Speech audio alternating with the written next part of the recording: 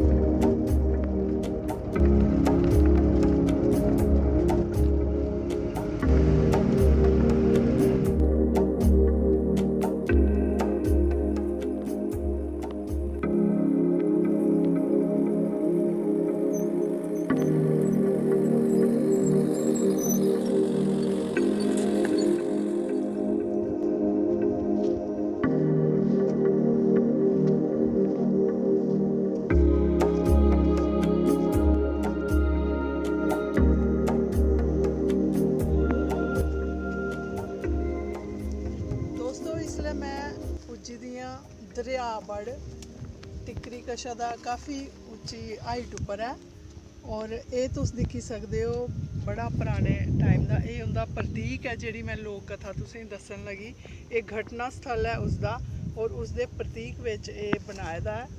काफ़ी देर दा इ'यां गै है, इसलिए अस बड़ी हाइट उप्पर न। इस जगह की लाड़े लाड़ी दा ढक्क भी आखदे न। ते आओ तुसें हून अग्गें मैं स्टोरी सनानी आं।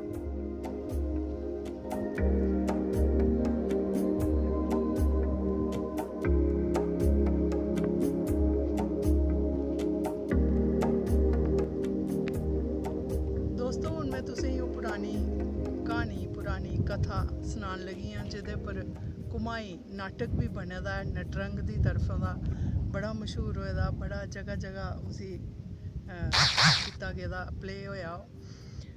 इक बारी इक बरात डोली लेइयै जा करदी ही, इत्थें बरात रुकी।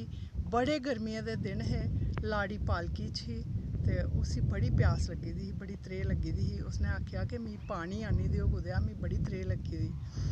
ते बराती कोई भी पानी लैने गी जाने गी त्यार नहीं होए, कि के पानी ओह् दूर थल्ले हा, बड़ा दूर हा, और बड़ी धुप्प ही, गर्मियें दे दिन हे, ते सारे रिफ्यूज़ करी ओड़ेआ, भाई अस नहीं आनी सकदे। इन्नी देर उत्थें गै इक लोकल मुड़ा, बड़ा शैल जेहा, भोला भाला इनोसेंट जेहा, ओह् आया। मुड़ा भोला भाला आया, ओह् लाड़ी दिक्खना चांह्दा हा, डोली दिक्खना चांह्दा हा। जियां ग्रांऽ च बड़ा शौक होंदा हा, पजेकी जा दी भाई लाड़ी दिक्खनी असें, डोली च पालकी च बैठी दी ही लाड़ी। ते उसने केह् कीता, उन्नै आखेआ मैं लाड़ी दिक्खनी।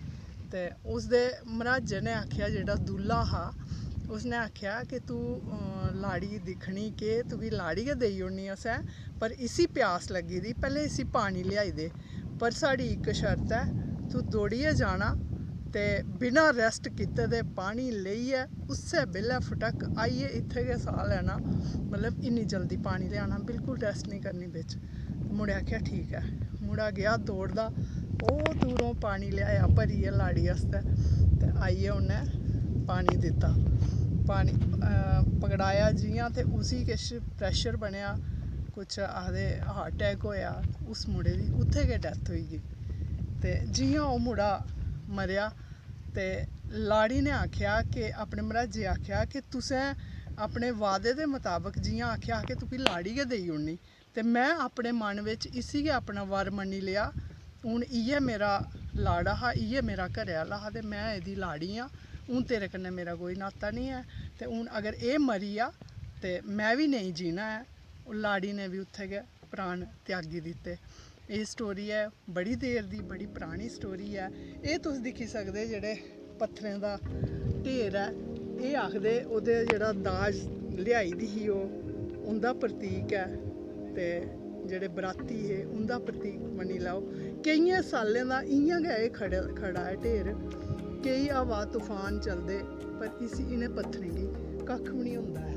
ते उसदे बाद उं'दी इत्थै समाधि बनाई गेदी। तुसें मैं उं'दी समाधि कोल लेई जन्नी।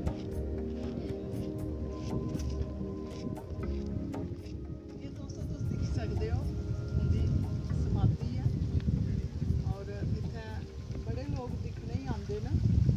और एह् स्टोरी जेह्ड़ी ऐ बड़ी परानी ऐ, केइयें सालें परानी और बड़ी मश्हूर ऐ। एह्दे उप्पर नाटक बी बने दा, मैं तुसें पैह्लें दस्सेआ ते इस करी इसी अस इक हिस्टोरिक प्लेस आखी सकने।